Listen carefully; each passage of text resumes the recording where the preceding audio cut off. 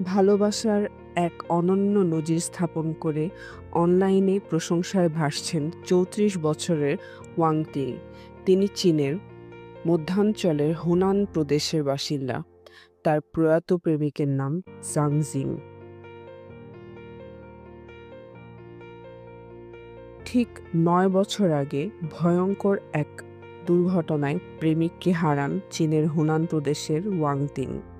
জাং জিং নামের এই মানুষটি ছিলেন একজন ব্যবসায়ী, কিন্তু মৃত্যুর পর জানা যায় তার ছিল ৬ লাখ ইউয়ন ঋণ।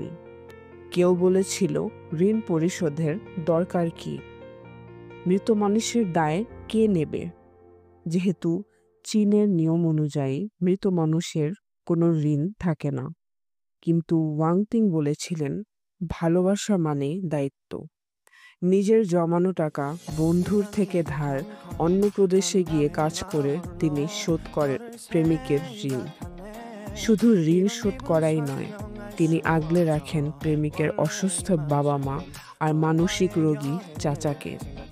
প্রতি বছর বৃদ্ধাকে নিয়ে যান ভ্রমণে, নিজের পরিবারের অংশ করে নেন মৃত প্রেমিকের পরিবারকে। ২০২০ সালে বিয়ের দিন ওয়াং তিং বলেছিলেন, আপনারাই থাকবেন আমার বাবা মা, আমার ৬ জন বাবা মা থাকবে। আজ ওয়াং একজন সফল উদ্যোক্তা, ২টি কোম্পানির মালিক। অন্যের জন্য ভালোবাসা ও দয়া তাকে এনে দিয়েছে জীবনের শ্রেষ্ঠ পুরস্কার।